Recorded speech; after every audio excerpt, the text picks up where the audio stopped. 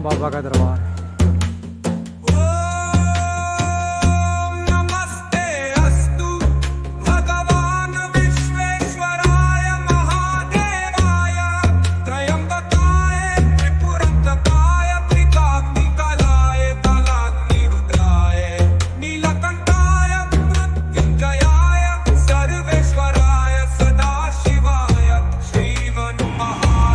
जय शिव शंभू भोलेनाथ की। तो दोस्तों हम निकले हैं अमरनाथ यात्रा के लिए और आप देखिए ये एक टनल है, श्यामा प्रसाद मुखर्जी टनल। लगभग 10 किलोमीटर की ये टनल थी और हम अब आगे बनिहाल की तरफ निकल चुके हैं। देखिए नज़ारा, जो पहाड़ों को चीर कर ये टनल निकाली है इन्होंने, बहुत रास्ता काट दिया। पहले बहुत लंबा रास्ता था, जवाहर सुरंग से होकर पत्नी टॉप होते हुए पहुंचा करते थे, लेकिन अब सीधे 10-10 किलोमीटर की 2 बड़ी सुरंगें हैं। और ये देखिए ये बनिहाल आ गया है, बनिहाल। तो इसको नागबल बनिहाल भी कहते हैं। और जिन लोगों को अमरनाथ यात्रा आना है उनको मैं बता देता हूँ कि जब आप जम्मू आएंगे, जम्मू आने के बाद आप भगवती बेस कैंप जाइए और वहाँ से यात्रा के लिए रात में 3 बजे कानवाई पहलगाम और बालटाल के लिए निकलती है। आप उसमें बस में भी जा सकते हैं और अपने अगर निजी गाड़ी है तो उसमें आप कानवाई के साथ चल सकते हैं। लेकिन अगर आप टैक्सी से जाना चाहते हैं तो आपको भगवती बेस कैंप जाने की कोई ज़रूरत नहीं है। आप सीधे जम्मू से टैक्सी में जाइए और टैक्सी 800 रुपये पर हेड के हिसाब से आपको पहलगाम के लिए मिल जाएगी। और टैक्सी में निकलेंगे तो आपको रात के 3 बजने का कोई इंतज़ार नहीं करना पड़ेगा। अगर आप मॉर्निंग में जम्मू पहुंच जाते हैं तो लगभग शाम के 5 बजे तक आप पहलगाम आराम से पहुंच जाएंगे। ये देखिए आपको दिखा देता हूं, यहाँ से जो कानवाई वापस आ रही है, जो बालटाल की तरफ से या पहलगाम की तरफ से जो आई है, वो उसकी वजह से सारे वाहन रुके हुए हैं। देखिए ये देखिए कानवाई, बिल्कुल लंबी कतार है बसों की और फ़ौजियों की गाड़ी है, जो हमारी आर्मी है जिस पे हमें प्राउड है, वो गाड़ियां हैं आगे पीछे चल रही हैं। और ये जो ट्रैफिक है ये सारा पहलगाम की तरफ जाने वाला है, जो सारा ट्रैफिक रोका हुआ है अभी। इसमें देखिए आप ट्रक भी हैं और टैक्सीज भी हैं, सारा कुछ है। कितनी लंबी देखिए यहाँ पे कतारें लगी हुई हैं। और दूसरी तरफ वो कानवाई है, जो ये सारी कानवाई है, ये फ़ौजी गाड़ियाँ हैं जो इनको लेके चल रही हैं और ये सारी भगवती बेस कैंप की तरफ जा रही हैं। यानी कि जो लोग यात्रा कर चुके हैं उनको वापस लेके ये गाड़ियाँ बढ़ रही हैं। तो ये कानवाई का नज़ारा होता है। इसकी एक जो बड़ी बात है कि इसमें सुरक्षा चक्कर बड़ा अभेद होता है। आगे पीछे मिलिट्री की गाड़ियाँ रहती हैं और आप साथ साथ अपने वाहन लेकर चलते हैं। देखिए जो बसेज हैं, टूरिस्ट की बसेज हैं, जब इन बसेज में आप आते हैं, जब भगवती बेस कैंप से ये बसें चलती हैं तो लगभग 450 रुपये एक साइड का किराया लेती हैं, जिसमें आप पहलगाम जा सकते हैं और आगे बालटाल भी जा सकते हैं। लेकिन अगर आप टैक्सी से आएंगे तो फिर आपको लगभग 800 से 1000 रुपये पे करना पड़ता है। तो एक और सुरंग आ गई है दोस्तों, लगभग 9.25 किलोमीटर की ये सुरंग है। हम फिर से आप टनल में आ गए हैं। तो मैंने बड़ा शॉर्टकट ये टनल आपको दिखाया है। टनल तो बहुत लंबी थी। तो अब निकल गए हैं, हम काजी कुंड की तरफ जा रहे हैं। अब काजी कुंड आएगा तो दोस्तों ये काजी कुंड है। काजी कुंड के निकलने के बाद आगे हम अनंतनाग की तरफ बढ़ेंगे और अनंतनाग से ही आगे पहलगाम की तरफ रास्ता जाएगा। देखिए आपको दिखाता हूँ, बिल्कुल ये जो बिल्कुल पुराना सा शहर लग रहा है। छोटा शहर है लेकिन चहल पहल काफ़ी है यहाँ पे। ये देखिए आप, पूरा बाज़ार सजा हुआ है,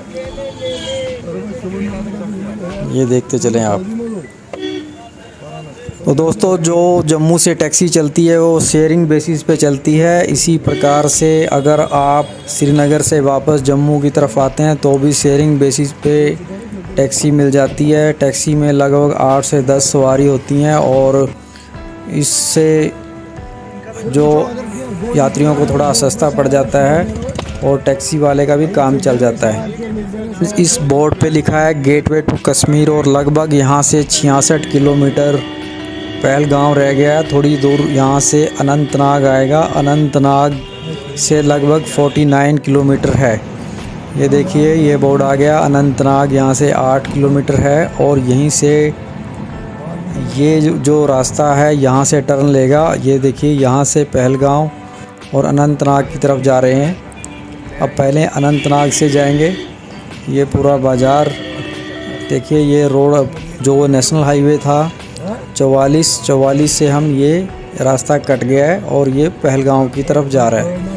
तो आपको अनंतनाग दिखाते हुए चलते हैं। और इसके अनंतनाग के पास ही वेरी नाग आता है। वेरी नाग में बहुत जो एक अच्छा झरना है जिसको काफ़ी किताबों में भी जिसके बारे में लिखा हुआ है।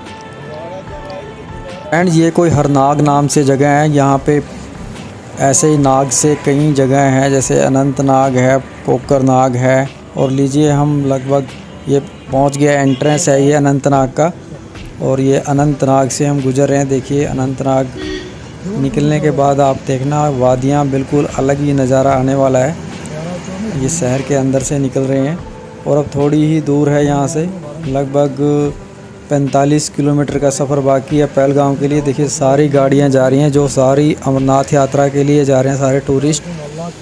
ये देखिए ये अनंतनाग शहर है और किसी टाइम पे अनंतनाग बहुत ज़्यादा डिस्टर्ब एरिया था, बहुत ज़्यादा मिलिटेंसी थी यहाँ पे।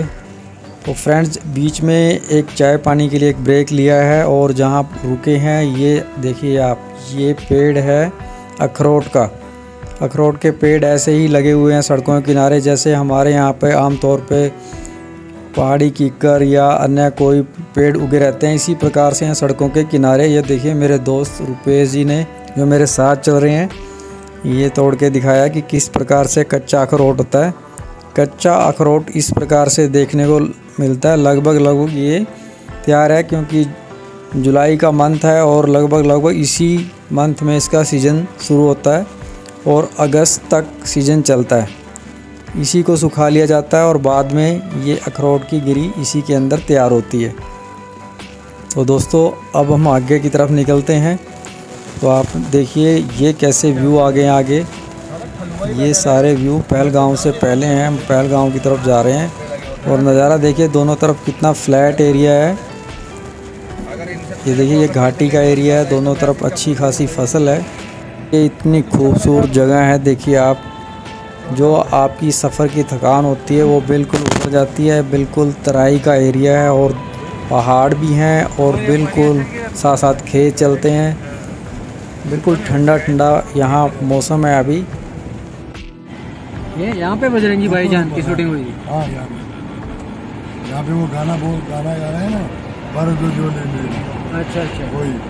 ने ड्राइवर साहब की बात सुनी, वो बता रहे थे कि यहाँ बजरंगी भाईजान फिल्म की शूटिंग हुई थी और बिल्कुल हम पहलगाम के बिल्कुल नज़दीक आ चुके हैं। वो पहाड़ी है, वो पहलगाम की पहाड़ी है आगे। ये देखिए ये सामने वो गेट नज़र आने लगा है। ये एंट्रेंस यहीं से है पहलगाम का और आप नज़ारा देखिए यहाँ पे। हम आपको बताएंगे कि आगे किस प्रकार के इंतज़ाम है। आगे बेस कैंप है, बेस कैंप में किस प्रकार से ठहरने के इंतज़ाम है, खाने पीने के क्या इंतज़ाम है। पहले तो आप नज़ारा देखिए। ये देखिए एक तरफ घाटी है, घाटी के साथ साथ ये नदी है और ये श्रद्धालुओं की गाड़ियाँ बिल्कुल वापसी की तरफ भी आपको नज़र आने लगी हैं। ये देखिए नज़ारा, भाई साहब मज़ा आ जाएगा आपको। और देखिए कुछ पर्यटक तो नदी के अंदर नहा भी रहे हैं, ये देखिए आप। और ये गाड़ियां हैं पहलगाम से पहले, एंट्रेंस बिल्कुल यहीं पर है। और लो जी फ्रेंड पहुंच गए हैं पहलगाम। देखिए यहाँ से कुछ ही दूरी पर बेस कैंप है और अब हमारे जो सामान है, लगेज है, उसकी स्कैनिंग होगी। यहाँ पर जो भी श्रद्धालु हैं यहाँ पर सभी के आई कार्ड बनेंगे और इसके बाद फिर बेस कैंप में एंट्री होगी। ये देखिए यहाँ सारी गाड़ियाँ सब चेक हो रही हैं यहाँ से। और अब हम अंदर आ गए हैं। हम अंदर आने के बाद ये हम पहुँच गए हैं बेस कैंप में और यहाँ पे लंगर चल रहा है।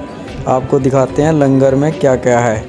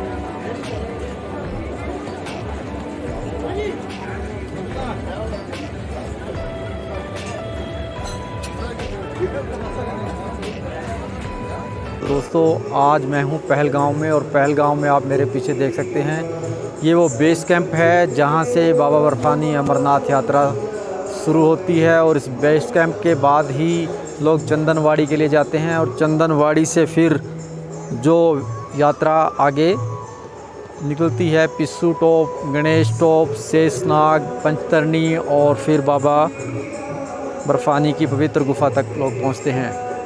जो लोग यहाँ से जाते हैं वो फिर बालटाल की तरफ, ज़्यादातर लोग बालटाल की तरफ उतरते हैं। तो दोस्तों अभी शाम का वक्त है, और जब हम आए थे लगभग 2 बजे हुए थे, और 2 बजे के बाद फिर हमने कुछ यहाँ विश्राम किया। काफ़ी थक चुके थे। रात में हम 10 बजे अम्बाला से निकले और फिर सुबह 4 बजे जम्मू पहुँचे, और फिर 6 बजे वहाँ से टैक्सी ली, और लगभग हम 2 बजे फिर यहाँ पहलगांव पहुँचे हैं। कुछ देर विश्राम किया, और विश्राम करने के बाद अभी आपको मैं दिखा रहा हूँ कि किस प्रकार का दृश्य है।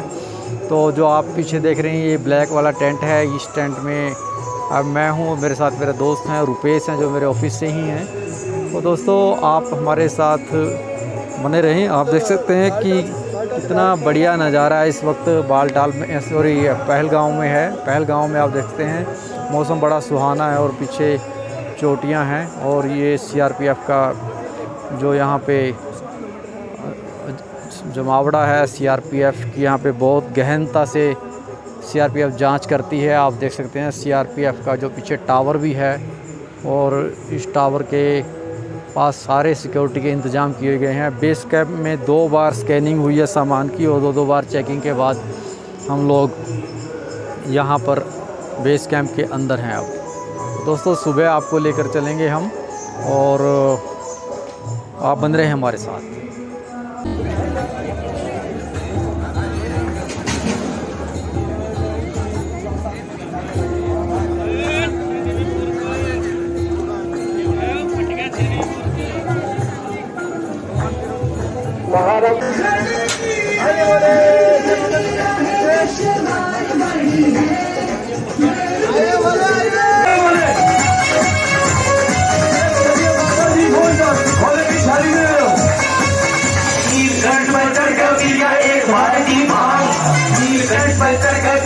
एक भारती भांग